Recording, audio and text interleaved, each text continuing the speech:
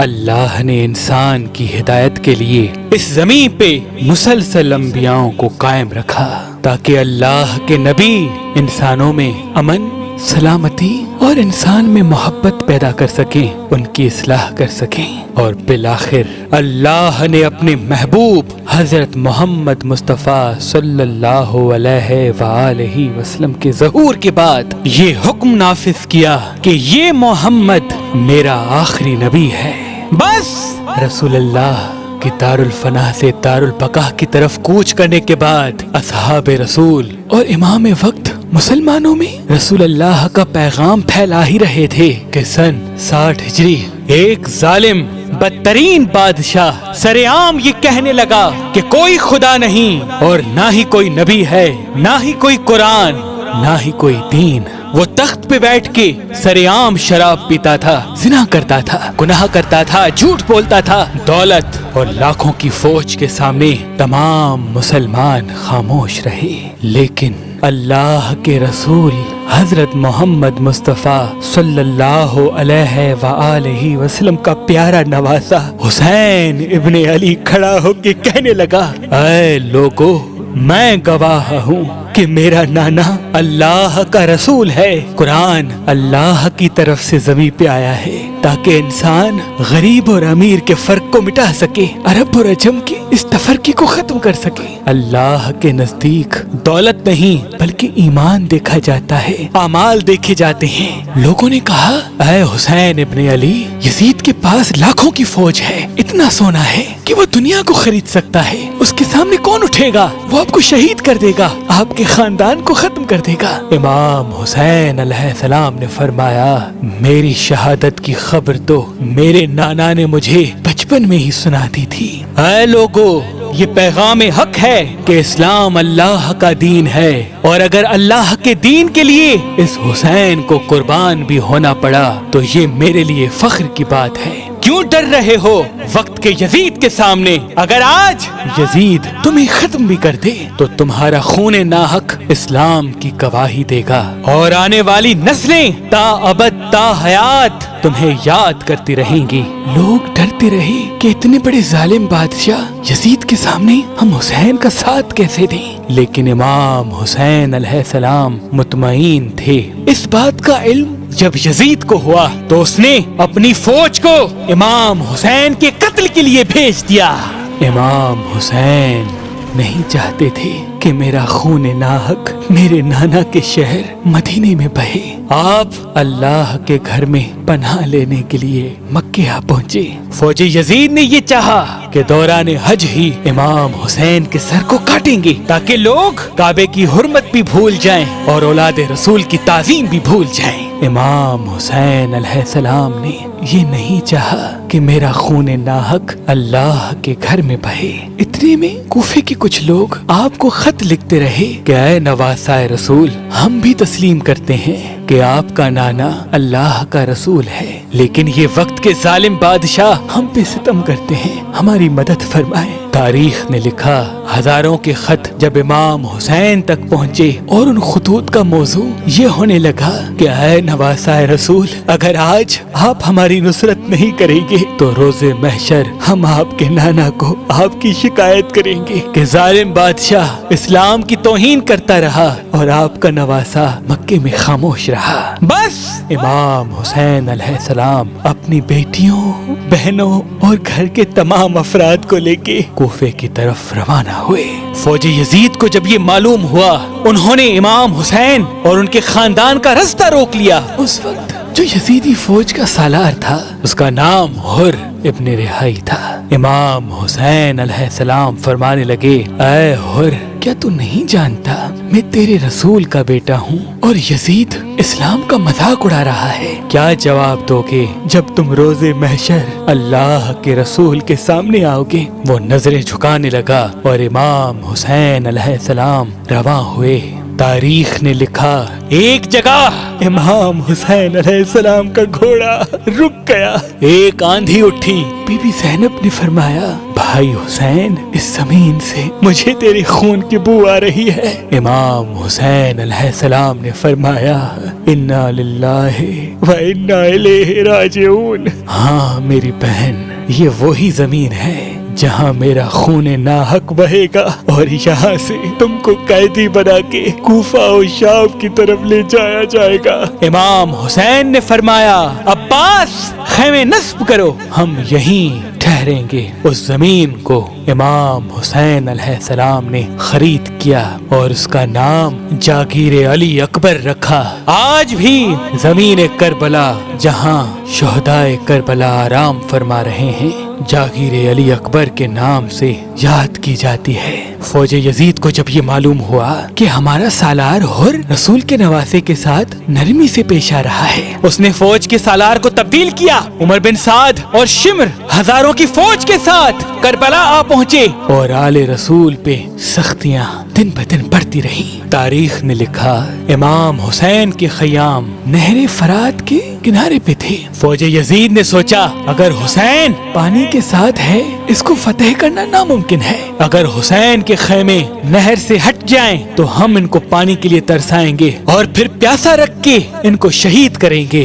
فوج یزید خیام حسینی کی طرف بڑھی اور کہنے لگی کہ وقت کے بادشاہ یزید کا حکم ہے کہ اپنی خیمے نہر سے ہٹاؤ۔ حضرت غازی عباس نے جب یہ سنا اپنی تلوار کو نیام سے نکالا اور کہنے لگے کس میں ہے ہمت کہ رسول اللہ کے خیمے نہر سے ہٹائے؟ اے لوگو، پانی اللہ کی نعمت ہے اور اللہ نے اس پانی کو بھی محمد و آل محمد کے صدقے خلق کیا۔ فوج یزید میں کوہرام برپا ہو گیا۔ امام حسین غازی عباس کے کندھے پہ ہاتھ رکھ کے فرمانے لگے عباس اپنی تلوار نیام میں رکھ، میں نہیں چاہتا کہ دنیا یہ کہے کہ رسول اللہ کا خاندان پانی کے لیے لڑا۔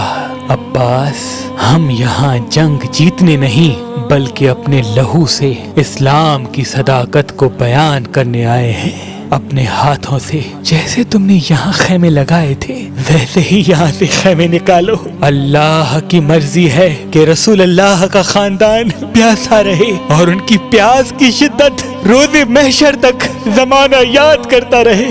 غازی عباس کی آنکھیں نم ہوئی اور سادات کے خیمے نہر سے دور نصب ہو گئے۔ فوج یزید کا یہ کہنا تھا کہ اے حسین مان لو کہ یزید سچ کہہ رہا ہے، کوئی دین نہیں، کوئی اسلام نہیں۔ امام حسین علیہ السلام فرماتے تھے اے لوگو، اللہ گواہ ہے کہ اسلام اللہ کا دین ہے، میرا نانا محمد مصطفیٰ صلی اللہ علیہ وآلہ وسلم اللہ کا رسول ہے، قرآن اللہ نے زمین کی طرف بھیجا ہے، مجھے مار بھی دو گے تبھی بھی میرے خون کا قطرہ قطرہ رسول اللہ کی نبوت کی گواہی دے گا۔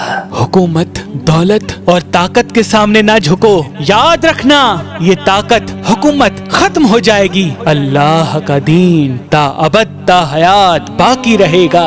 لیکن افسوس فوج یزید دن بدن آپ پہ ظلم بڑھاتی رہی کہ آپ یزید کی بیعت کریں، یہاں تک کہ آپ کا پانی بند کر دیا، آپ پیاسے رہے۔ تاریخ نے لکھا امام حسین کا خاندان 3 دن کرب و بلا میں پیاسا رہا۔ فوج یزید اس کوشش میں تھی کہ حسین کے خاندان کو اتنا ستائیں، اتنی تکلیف دیں کہ وہ ہماری بات مان لے۔ امام حسین کے عزیز و اقارب کو کرب و بلا میں قتل کیا گیا۔ آپ کی آنکھوں کے سامنے آپ کے بیٹے علی اکبر کو جو ہم شکل پیمبر تھا مارا گیا، آپ کے بھائی عباس کو نہر کنارے سلایا گیا، آپ کے بھائی کے بیٹے قاسم کی لاش کو پامال کیا گیا، آپ اپنے 6 ماہ کے بچے علی اصغر کو میدان میں لے کے آئے اور فرمانے لگے اے لوگو، تمہاری جنگ تو اس حسین سے ہے، یہ 6 ماہ کا معصوم بچہ 3 دن سے پیاسا ہے اور پانی نہ ہونے کی وجہ سے اس کی ماں کا دودھ بھی خشک ہو گیا ہے، اے ظالمو،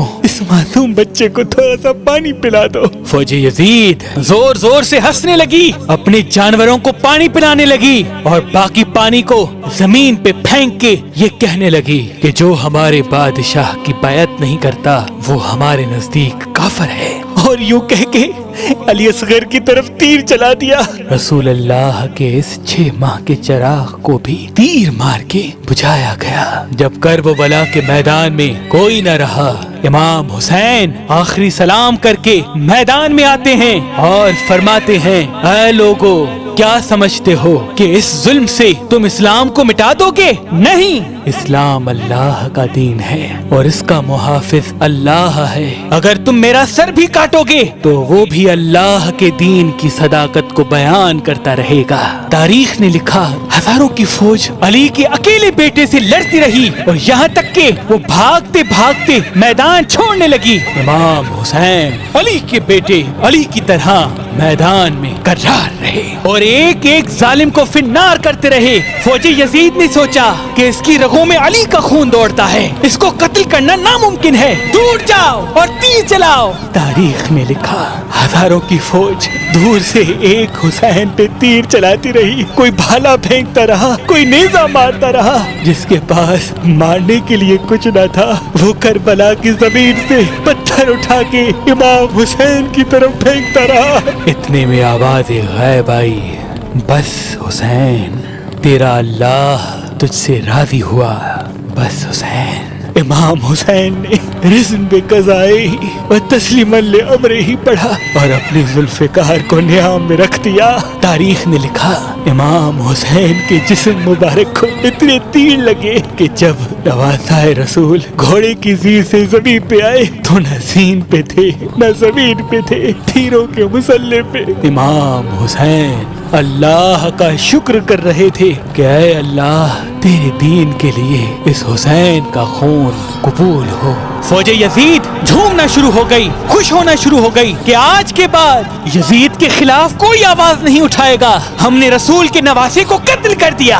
और यूं कहते कहते इमाम हुसैन का सर काटना शुरू कर दिया। रसूल अल्लाह की बेटियों के खेमों में आग लगा दी। रसूल अल्लाह की बेटियों के सर से चादर को छीन लिया। इमाम हुसैन की लाश को पामाल कर दिया। यजीद का ये हुक्म था कि हुसैन का सर काट के मेरे पास लेके आओ और उनकी बहनों और बेटियों को कैदी बना के मेरी दरबार पहुंचाओ। नोके नेज़ा पे नवासाए रसूल का सर सवार किया गया। रसूल अल्लाह की नवासियों और बेटियों को बेपर्दा करके रस्सियों में बांधा गया और कूफा और शाम की बाजारों में फिरा के उनको पत्थर मारे गए। लेकिन नोके नेज़ा पे भी इमाम हुसैन अलैहिस्सलाम का सर अल्लाह का जिक्र करने लगा, इस्लाम की सदाकत को बयान करने लगा। ला इलाहा इल्लल्लाह मुहम्मदुर रसूलुल्लाह बावाज़े बुलंद कहने लगा। लोगों ने इस्लाम की सदाकत और रसूल अल्लाह के खानदान की सीरत को देखा तो वो दंग रह गए। और जब यजीद के दरबार में कैदी सैयद इमाम सज्जाद जंजीरों में जकड़कर खुतबा देने लगे तो यजीद के महल में ही यजीद के लोग यजीद के खिलाफ होने लगे और यूं ये यजीद के खिलाफ बगावत जमाने में फैल गई। हर कोई हुसैन जिंदाबाद कहने लगा, यजीद मुर्दाबाद कहने लगा, इस्लाम जिंदाबाद कहने लगा, हर जालिम को मुर्दाबाद कहने लगा। आज भी अजान गूंजती है, रसूल अल्लाह का कलमा बच्चा बच्चा पढ़ के उनकी नबूवत की गवाही देता है। आज भी कुरान को मुसलमान सीने से लगा के उसको चूम के अल्लाह की किताब तस्लीम करता है। ये सब इमाम हुसैन की उस कर्बो बला में कुर्बानी का सिला है। सलाम हो रसूल अल्लाह के खानदान पर जिन्होंने सब कुछ कुर्बान करके अल्लाह का दीन इस्लाम कयामत तक जिंदा कर दिया और कयामत तक कोई भी यजीद इस्लाम की सदाकत पे उंगली उठा नहीं सकता। सलाम हो नवासाए रसूल इमाम हुसैन पर। नवासाए रसूल